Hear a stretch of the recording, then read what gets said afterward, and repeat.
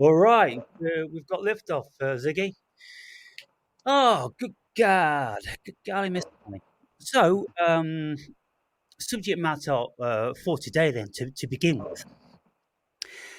Um, do you believe that there's a God? And if you do, what sort of God, and how would it manifest? So, and I've had this basically question in even one of my comments of the videos. You get what I'm saying? As far as God, it depends. I can get into a conversation about God. It just depends what definition of God to that individual is. So if it's like the anthropomorphic religious version of God, then yeah, I'm gonna have to get into that topic. But see, my version of God is basically coming down to an idea that we created, and we created an image. It's kind of like everything in reverse. We created an image of a white man to say that that's God. You get what I'm saying? And when somebody thinks of God as far as like above Jesus Christ, a lot of people say Jesus is God. They think of a guy with white beard, flowy hair, and whatnot. Yeah, See, my idea of this whole thing, that's the creator, that's the authority over the world, right? In my opinion, that idea is already embodied within me. So I am the authority, the author of my life. I believe in whatever deity of a God they believe in, because it's obviously a belief they have, and everything outside of me would be versions and reflections of me, right? So let's say, for example, I'll put it to you this way, and I'm going to explain it in two ways. Suppose it that I'm in this planet, and somebody had a golem they created about a god or a deity they created, right? And an actual outside entity ended up talking to them, and they gave them a name. Let's say it was called Yahudi or whatever it may be. Just because I don't know about it doesn't mean it doesn't really exist. It still exists because that person believes in it. Even though he's the only person on the entire planet that believes in it, right? The deity exists. Now, the amount of power and influence this deity gains depends on the individual and how he portrays the message to everybody outside of them to gain a following. And now all of them start to believe in Yahudi. And then now all of a sudden, this golem or deity creates an even more immense power. Now, even though I was never aware of it, it existed the moment that it came into the awareness of that one individual that had an imagination of a golem or a deity named Yahudi. You get what I'm saying? So that's why I say, like, whatever outside deities they believe in, I believe they exist. I don't believe in it, but I believe them. It's just like if you took a psychedelic trip and you're hallucinating, but I'm not hallucinating the same thing. Who am I to tell you you're not hallucinating? Because in my reality, I'm not hallucinating anything, but you did some type of substance that created that experience, or that person had an experience with a Yehudi character. Who knows what type of stuff they were doing, or what they ate, or what they ingested as far as information that tripped their wires or nervous system to actually have an experience with an outside deity called Yahudi. So yeah. as far as gods, there's many different gods. You get what I'm saying? But as far as God, the idea that we would say the definition of God would be the authority, the author, the accountant, the one who is responsible, for his actions. So, for example, everything that I'm experiencing in my world, I take accountability and responsibility for it. The moment I give my accountability or responsibility to somebody else by pointing fingers or blaming, I just lost my power. So, in other words, I believe that every human being should have some type of ability to have that God authority in them. You know what I'm saying? Whatever ideas of a golems or deities you have, you could channel that energy. But it's not. There's a difference between evoking and invoking. If to some extent you embody the energy, but you're not looking at it as you're having a conversation with an outside deity, you become that deity. And these are experiences that you can have if you really, really meditate and focus, or even like set up some type of recordings where you can put yourself in some type of hypnosis. Believe it or not, your facial structures change, your mannerisms change. You start to literally embody an energy of some type of authority that everybody creates as a god, but it's got energy. You can feed off energy just like the same way. So I think that may answer your question if I'm not mistaken, because if it was the anthropomorphic version of God, then now I'll have to have a different conversation with you. You know what I'm saying? Because this one guy said that I'll let you cut it. Let me just get this last little point. This one guy said that because I said the mind is God, right? that can go into many different avenues as well. But he said that if the mind is God and God created the mind, then that would mean that God is not the creator but the created. But then that's why I said if your idea of God is the anthropomorphic version of God, and you look at the mind as God, where the mind makes everything real, the mind is something you set to set your goals in life, and the body that you're embodying or that you think you're embodying, right? Because you're just basically collapsing it into existence with your awareness, is an instrument of the mind. You get what I'm saying? Everything outside of you would be a creation of your mind. So when you set your mind and you set your goals to do certain things, you have to set your mind to do certain things. But that would follow now you following certain virtues, principles. You would follow basically discipline. And the word discipline came from disciples. This is the body of Christ, and everything else is just basically your disciplines that you would set in play to make things happen in your life. You get what I'm saying? So Yeah. you see how there's like different ways of looking at it? Yeah. So when you say that if we embody the deity, then we become the Mm-hmm. deity. Yeah, And that's right. And so, with the Holy Sacrament, people drink from the blood and, eat from the flesh, and right. they become the Christ. The That's right. Christ, becomes in them. And when the Christ is in them, then they live the Christ, and they reenact Christ's life and all what he stood for. That's the premise behind the Holy Sacrament. And so becoming the deity that we serve or worship, which is it's a bit of a contradiction, because when you look at what we've done across the world throughout millennia, is that we've created these gods in our image, and then we've projected those thoughts out into the cosmos, i.e., Jesus being the manifestation of God, God up in the clouds, and white man with a white beard and all that. Well, there's lots of people on the planet that are going to have a problem with him being a white man, and Yeah. so we have to ration. Remind me to get into that topic actually about even the gender, just the colors, and like let's say like black man and why some people would want to be a black Christ. I want to get into that eventually, but I'll let you finish your thought. Forget. Okay. Mm-hmm. So yeah, all over the world, there's different cultures, and we as a species have created different deities, and lots of them are not human. They manifest in all different sorts of um, uh, peculiar animals, like a female with 10 arms, an elephant, and but blue deities, and all different sorts of colors and all sorts of thing. And so they're all facets of our consciousness. And so when you say that, yeah, God is the mind, and then someone's going to contest that with you, well, of course, God has to be mind, because we can't experience anything which is outside of mind. We are mind, and whatever we experience in the cosmos is via our mind. So that is all in our mind. The cosmos is in our mind. It isn't in actual fact the other way around. And so when we have God in our mind, then God must be of our creation, the same as everything else is.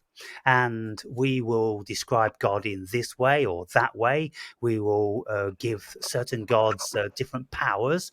Where does all this stuff come from? Who said this? Oh, certain books said this. The Bible said this. The Quran said this. The Bhagavad Gita said that. Well, who wrote those? Men wrote them. And then, people have a silly way of saying, well, they were inspired by the deity themselves. Oh, so the deity spoke all different sorts of languages all over the world, and told all of his children that he manifests in different things, as an elephant or as a woman with 10 arms, and all this sort of thing. So it gets silly in the end.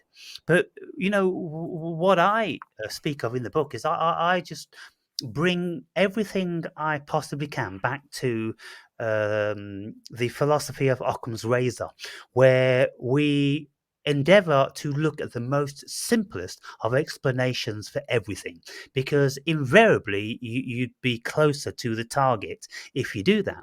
And so if we say to ourselves, well, we have made all these gods around the world. There's 2,400 religions, by the way, on the planet, approximately. That's what Google says. And so all of these cultures for all over the millennia, they've all had an idea of what their god is, going back, a million years probably. And so now all of a sudden there's only a few that are paramount, and people say God's Jesus or God's Allah and all this. Well, they're looking at it very, very myopically. They're obviously not spiritual. They're obviously not philosophical. They're obviously not intellectual if they're going to be looking like that at unprovable dogma. And so, yeah, well, I think we're on the same lines when we look at God being a manifestation of what we are. It's apparent that God never made us in his image. We made God in our image. And our image is a conglomerate of all different sorts of thoughts projected onto something. Hmm. And so whenever we look at gods as an elephant or as a cow or, a 10-armed woman or something like that, well, all these things, they're on the earth. We can see them. Where's the God that isn't of this earth? If there is a God out there, and it's completely unique and, this, that, and the other, well, why couldn't we create an idea about that? Because it's outside of our consciousness. And so it's outside of the existence. Why is it outside of the existence? Because our consciousness hasn't thought of that, and so it can't exist. Whatever exists in this cosmos has been created by human consciousness, and so Hmm. all gods have to be within human consciousness. So that's where I'm coming from. But I've spoken to you, and you've read it in the old book about my encounter with Jehovah and Jesus and the angels and this, that, and the other.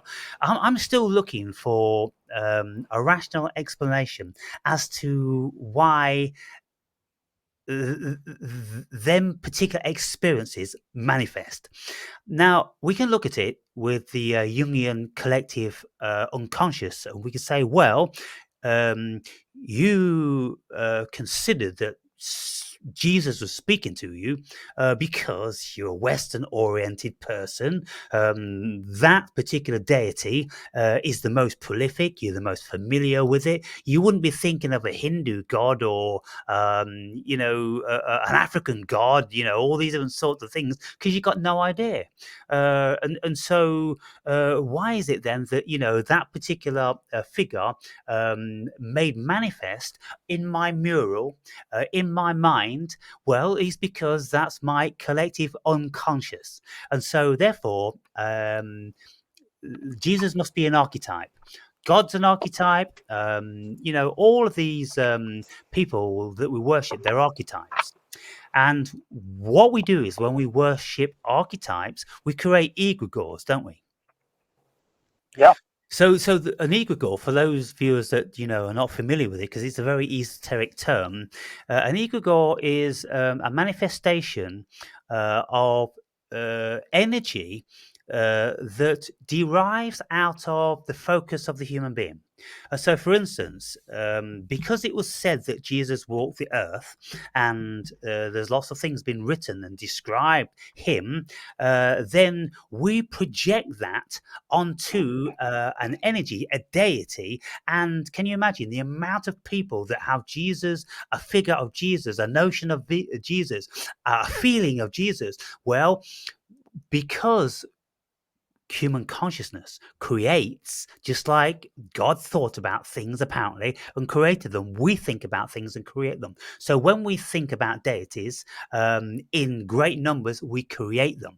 And there is a peculiar phenomenon about these egregores that they can actually start to make manifest in the physical when they have so much energy. And so if people see apparitions, like I heard the voice of, in my mind, it wasn't any outside voice. It was speaking telepathically, telling me what I needed to know um, uh, about his variety of love. It wasn't God telling me about his love, because God had already done that. He told me about his love, which was conditional. Jesus told me about his love, which was unconditional. So you've got a dichotomy between the Father and the Son. And this is what we find when we look at the Old Testament and the New Testament. The New Testament was just a new revamping because lots of the things in the Old Testament didn't work anymore. People weren't buying this nasty, evil, bullying God. And so, therefore, God damn it, we need to create the Son of. And he's a much more loving and considerate and caring one to go with the modern times, because we're not that ignorant anymore and we're not just going to live in fear. And so we can see Hmm. that all these things, they're very, very reasonably explained. And I think that Right. if you use the Occam's razor of explaining things, instead of God being a bearded white man up in the clouds, and then you asked, well, what cloud? Which cloud? We've been out to space and we're up in the clouds every day in airplanes and nobody's ever seen him. But then I say to myself, well, you saw him, Aaron, on DMT. You saw him clear as a bell. Yeah, I saw the egregore. I saw the manifestation of the collective unconscious of what I've been told God looks like. And when I was infused with the God particle, you see, this is what Nick Strassman calls DMT. He calls it the God particle because we see all different sorts of gods and deities and all different sorts of things. And so when I was on DMT, well, holy Moses, I see the Western oriented God in the clouds. Now, if I was Egyptian and I was doing DMT on the Nile, I'm pretty sure I probably would have seen Thoth or, Set or one of those gods, What do you think about that? Yeah, it just depends on what mental state you were in. What But let me mental ask you state? this before we go on that. Did you say you know why he appeared? Or you're not sure, you're still trying to figure out why Jesus appeared to you? Well, for sure, I don't know why those manifestations. But then when I use Occam's razor as the most simplest explanation, and I work back deductively, then I can see that they're just projections of my unconscious. Right. So what is Jesus or that apparition in actuality? Like if I was to ask you right now, what does it mean to you concretely? What does that character or deity or even that image mean to you right now? The perfect human being. The perfect human being? Yeah. And what would the perfect human being be? Are you talking about it on a physical level, or are you talking about it from a Well, like from a energetic level? How?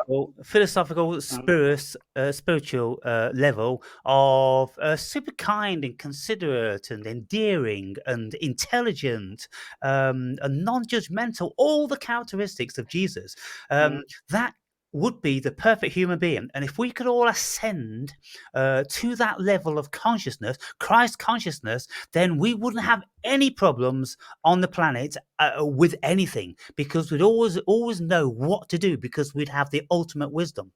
And so I'm a great adherent of us all aiming for that. It's a form of idealism, and so I think that we've created all of these standards. We've created the devil because the devil is a manifestation of our worst attributes. Then we create the Mhm. polar opposite, Jesus, and then we fight between the two. Mhm. Let me ask you something. What does this?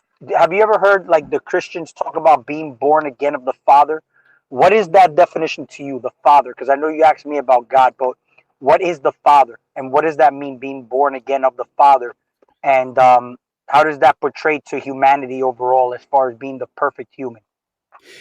Well, I think what we find is when we look at the Christian religion, that Jehovah doesn't come into the picture anymore.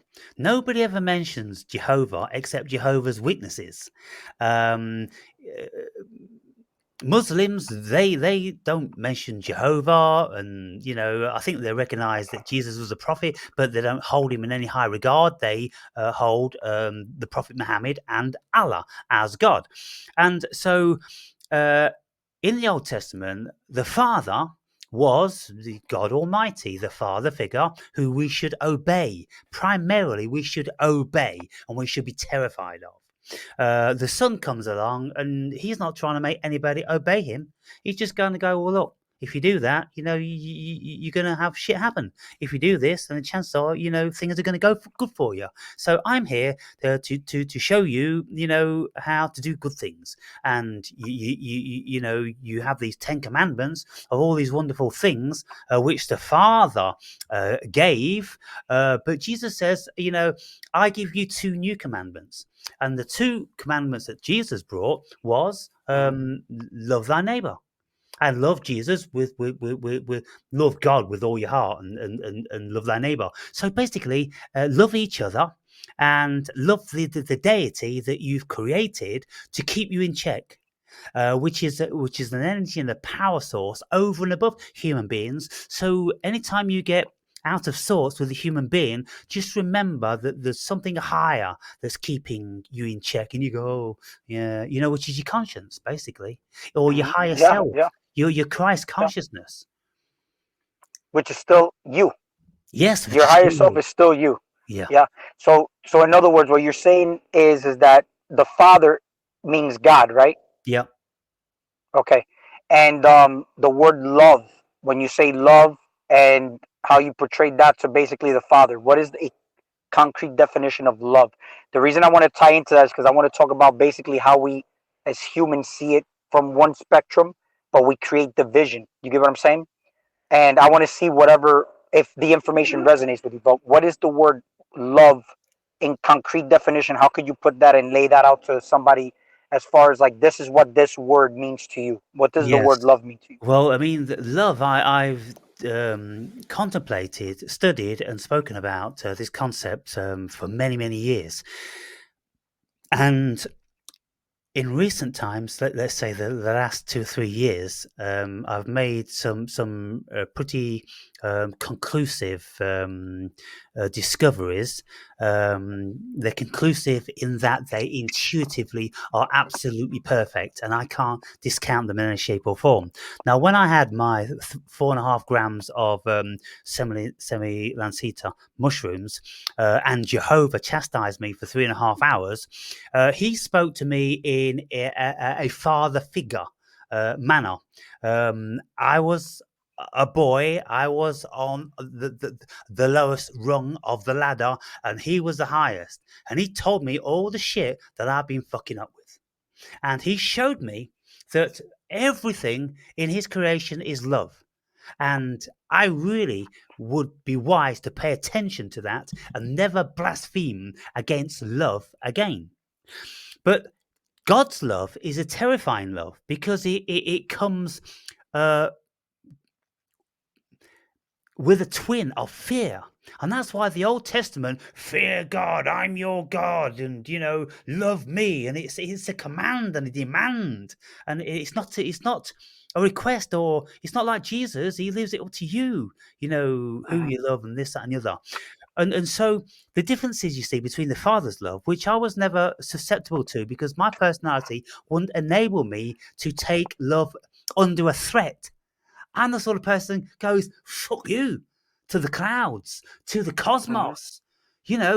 I'm not taking anything under a threat. You can smite me down, you can turn me to fucking brimstone now, but I'm not being that level of coward or But why you, why do you feel that way? well, because my nature. I mean, lots of people very easily are susceptible to that, but due to my nature, through my growing up and everything, it's everything that I am. Do you I, think that has anything to do with ego though? well, I mean, it's probably got lots to do with ego, Because but there's a lot of people who would say surrender to God. You get what I'm saying? So that's the reason yeah, why I asked. Like, surrender. But then you see, um, if I'm going to explain that in more detail, I need to go over onto the Son. yeah. When Jesus spoke to me and showed me what unconditional love was, and never asked me, never demanded, never commanded me to Mhm. do anything in any shape or form, it wasn't a threat, but he showed me what the love was. Jehovah showed me how beautiful the world was. He showed me the love in everything. He never showed me the love within myself. He never sent to me his love into my heart. That wasn't that experience. He showed me that everything all around his creation is love. Jesus showed me that I am love. that love is within me, and you can find that love via him. What does it mean via Mhm. him? Via raising Christ consciousness. And I Mhm. know that to be absolutely true. And that's why in the book, I tell people how to find the kingdom of God. I know exactly what the kingdom of God is. I know exactly how to find it. It's not easy. It's took me 14 years, but I found it. And I can enter it from time to time because it's like a very, very precious temple high up in the mountains, and it's very arduous to get there. But when you get there, there's a peace and there's a sanctity, and there's a height and a hierarchy to it. Mhm. But you can't stay there forever because you got to come back down into being a human being and doing all the Mhm. stuff that humans do, which puts you back into the realm of the devil, into the left side of the brain, Mhm. which is a variant of hell. Mhm. Hmm. So you don't mind that I'm dissecting your No, mentality a little bit, absolutely, right? Because I actually, absolutely. uh, That's music I to my want to ears. get into. I want to break down. You said that God's love, or that it's a terrifying love. Can you go a little bit into that? Like, what do you mean by terrifying, and fear, and what is the difference between the love and unconditional love? Because I think I asked you about the love part, but the love, in a nutshell, what is the difference between that and the unconditional part that God told you, and how you can make that tangible for somebody to understand what the difference between the two is, and how they can apply that in their life, as far as a message that you got from a higher power that you are, but basically somebody else hasn't experienced? How can they use that tangibly in their experience now? But forget into the fear and terrifying part first. What do you How mean how by that? how could they intellectualize it? You see, they couldn't experience it unless Mm-hmm. they had a similar thing. But what it says about God from the Old Testament, that was the fundamental premise and basis of my encounter with Jehovah, and I knew in an instant who it was. And it's not like I'm a religious person. I'm absolutely not. It could have been a whole bunch of people or entities or egregores that I would have accepted, Mm-hmm. a whole lot easier than I did the Jehovah thing, because I've always had Mm-hmm. an issue with his tough love and the fact that he has always killed most of his beloved children, and he wiped out 99.999% of the earth with the flood because he was pissed off that it wasn't up to his expectation. Well, you're God, so you fucked up, and now you're taking it out on all life forms. That don't sound very fair. So Mm-hmm. all these things, I have a resentment to that God, and so Mm-hmm. this God told me, "Oi, you, who the fuck do you think you are, with your ego judging me?"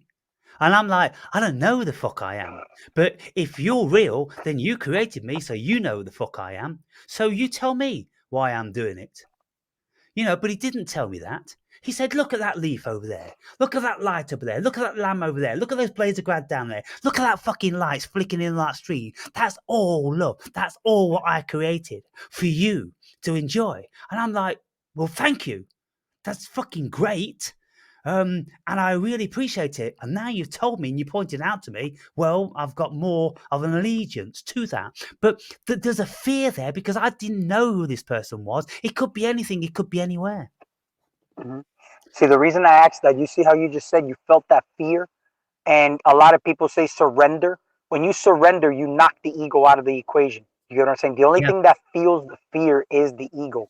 Because if like you're just, see, whenever I've had encounters with certain things happening like that, it at first it appeared that it was separate to me, but the moment I surrendered and knocked the ego out, I realized that it was me talking to myself. That's what I'm trying to. What I realized, it was actually me. Like when you said God was talking to you, showing you all the things, that was you showing yourself that. Only you had to get the ego out of the way. But you'll notice you're in the ego when you have fear. See, that's why you would never feel fear the moment you're born again of the Father, meaning you basically rise that energy above, like they say, the rising of the phoenix. You put the ego down, you raise that level of consciousness. You're aware now as a Christ conscious being, whatever their idea or definition of that power source is. But it was showing it to you as a white man because that's the programming that's in there. But that symbolism is very powerful, as even it being a white man, because white people, I've already said this in many videos, are the manifestation of the masculine energy. Black people are the manifestation of the feminine energy. I don't care if it's a black man, he's still a feminine energy. You know what I'm Right. saying? Expressed there, because anything dark is dark energy, like negative, and also they're minority. You could see this expressed even in like feminist movements. You could see this expressed in like, like Me Too's and whatnot. But the women are trying to be equal to the man, but they can't be. But the same way, the black people are trying to be equal to the white man and complaining about equal rights and whatnot. It's the same exact scenario. You know what I'm saying? But then when we look at, let's say, even like you look at Adam and Eve, and they portray them as white people. You know what I'm saying? Like everything is everybody's white, but it's only because we're in a realm, in a patriarchal system where everything revolves around the sun, the light. That's basically white people being the light of the world. This is not a gender thing, though. It's not even a race issue thing. But people look at it like that and they take it personal, and that's where the emotions come in, and they know they're still in their ego because of that. Because if they were born again of the Father, there'd be no emotions about around it. In my opinion, like when you look at unconditional love, there is no emotions. You get what I'm saying? Like I can encounter a Jesus Christ figure. I shouldn't have any emotions. The moment I look at love, we look at its connection, right? They show you that in movies. You could connect with somebody physically, emotionally, spiritually. But in actuality, it's just the same way they look at it when you take off the glasses of the Matrix and you see that on a quantum level, there's nothing separate to you. That connection, that's love. But it's not an emotion. It's just you realizing that you are basically connected to everything that you're looking at outside of you because you're creating it with your perception, which your perception determines the expressions of even your own cells, which are the actual people of the entire planet. You get what I'm trying to say? This is why I asked you about the terrifying, the fear part and whatnot. And I don't Yeah. know if you resonate with that. Well, I'm gonna come back to that Yeah, just after I've sort of offered up the Jesus love perspective, because yeah, yeah. that came without any fear at all. That was absolute, pure, unadulterated bliss, and so that was the love without the fear. And I think that this is what happened to me, what I created myself, or whatever I want to say. I replicated the biblical stories. I replicated the energy of Jehovah, and I replicated the energy of Christ, and all they stand for. And so this is why, we could say, well, you are God, we are God, and all you're doing is manifesting yourself. And I'm like, yeah, I'm absolutely in agreement that everything that I ever perceive is a manifestation of my own consciousness. But when we boil ourselves down to the fundamentals of the human experience, then there is feeling there. There is emotion, and we build our whole world on emotion. We have the emotion of fear for the devil, and we have the emotion of love for God. Now, I've been, of course, I'm there every day in a realm whereby I don't have any ego, any emotions in any shape or form when I'm in the deepest of meditation. That is the natural Godhead. That is God.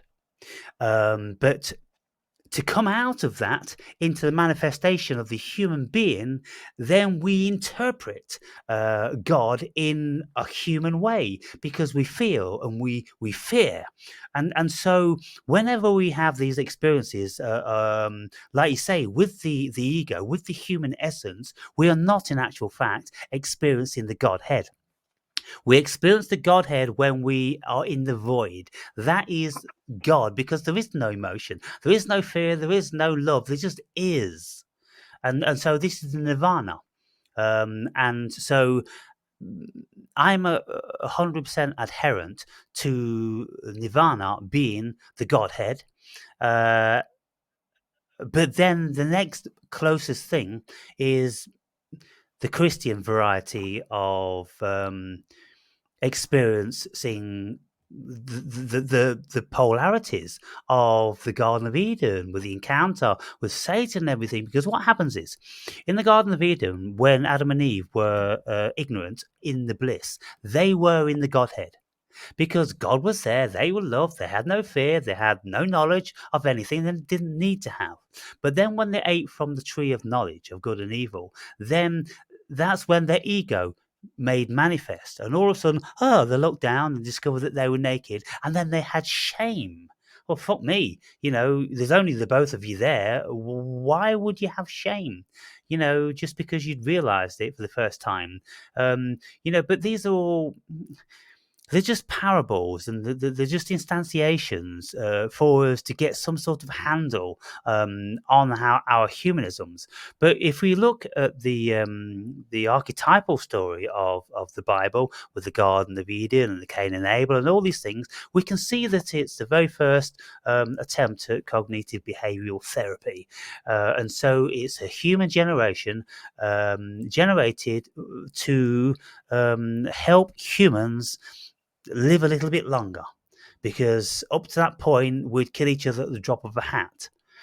But then you see, when we got more sophisticated and Jesus came along, he's kind of like asking you to think a little bit more, before you do this and before you do that, and before you judge, don't go judging, because this is going to happen and that's going to happen. It's kind of like, yeah, we're getting more cerebral, you see, aren't we?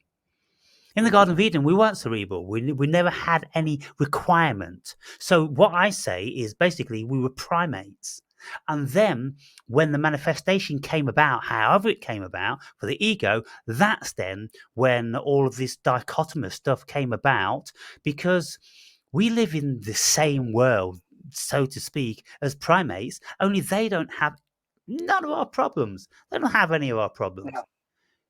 And so What do you mean by primates? but monkeys and apes and Monkeys? yeah, um, or the hominids, or not even hominids. Stand up now and again, but um, yeah, the supposedly lesser of our cousins on the Darwinian You're not chain. saying that they were monkeys, though, right? Adam and Eve. No, I'm saying that it's a metaphor. You see, that they were primates. Hmm. They were primordial man. Uh, uh, they had no requirement for judgment and the ego, due to their Hmm. situation of basically being in the womb of God. But Hmm. when they was to come out of the womb of God into the big wide world, that's when they needed discernment. And so when we put all these metaphors together, we can see that, it's human psychology, all of this stuff. And that's why God was very threatening in the early stages. That's why the sun morphed into something much more congenial in the later stages. And if we ever have another manifestation of another version, the son of Jesus, if we ever have that, then it's going to be softer again. Now we're much more fragile as a species. We don't even like to be called blacks or whites or short or tall. We don't like any of that. It terrifies us. It makes us anxious and all different sorts of things. So the next manifestation of a deity has to be completely and accepting and loving. And this is what the world is trying to create via Hmm. stifling the freedom of speech, which, in lots of respects, it is good, because our tongues are evil. And, the amount of the discomfort and the amount of murders and all different sorts of things which would have manifest because somebody said something. And so, if we can eradicate that, then we move into the next level of the deity. And what does the deity become? Well, I'm sure they've got an idea of one religion. We know that from the protocols of Sion and all these different sorts of things. Hmm. Um, but yeah, well, when we look at what they're trying to do, we don't like it, because we don't like our ego to be constrained. We don't like our power to be taken away. But the point is, our individuated power is only an illusion created by the ego. We don't actually have any fucking power, because if you think you've got power, I'll put you on an island, and you fucking fend for yourself and see how much power you've got. Then you realize how much power you've got. Fuck all. We need each other, you see. Our power is the battery of our societies. And so, therefore, we're one. Take one bee out of the hive and put it in a jar, it'll be dead within a few hours. And so that's very, very similar to the human being. But we've built ourselves up into mountains when we're actually moles, we're nothing. And so this now is a society's job to force that upon us because we don't have the wisdom to be able to glean that for ourselves. Because instead of getting smarter, we're getting more stupid. Do you say that Adam and Eve were in bliss before they became aware that they were naked? Yeah. So is bliss, you consider bliss a good thing? I think it's a fantasy. Mm-hmm. Because albeit we can touch on it from time to time, we can't maintain that. It's something like God. We can consider that we've met God, we've felt God, we've seen God in some shape or form, but it's only ever fleeting. And all the prophets and the awoken, enlightened beings on the planet, they'll all tell you the same story that they have seen God for a fleeting second, so they know it's there. And I can say the So is it same. bad or good though? Is bliss bad or good to you? Oh, well, You it's absolutely wonderful and beautiful. But what it does because if is, the reason I don't I just want to make sure I get this point, because the reason I ask that is because if Adam and Eve were in bliss before they were where they were naked, that their ego kicked in, wouldn't, because the only reason that we're actually experiencing bad and good is because of our ego. You get what I'm saying? Or the only reason that we're even able to experience any type of feelings in this physical realm is because of our ego. So like I know what the taste of chocolate feels like only because I'm experiencing it through this body. You get what I'm saying? But let's say upon a metaphysical experience, it's above a physical experience, there is no way of feeling or tasting chocolate. You get what I'm saying? yeah. So that's the reason why I asked, because you said they were in bliss, and then when they realized they were naked, their ego kicked in. But there wouldn't have been a way they were in uh, any kind of emotional bliss, because even with bliss, you still have to bring evil, because the only way you can know what bliss is if you have it contrasted against evil. You get what I'm trying to say? I agree with the primordial part, because primordial is basically like primary, primera, one first, beginning. But as far as anything else, their ego kicked in. But let's not forget that the Bible is metaphor. There was no Adam and Right. Eve. There was no Garden of Eden. There was No, no but there's snake. me and you talking. Yeah, I'm not really talking about. I'm just Yeah, talking about how yeah. we would So categorize, because I we want to know haven't. how we're describing it. Yeah. So I mean, Let, I'm using the metaphors, and I'm hey, Aaron, using. I like this. I like this topic, but let me just hit pause and hit play again. All right, because I don't want it Okay. to get too long on my end.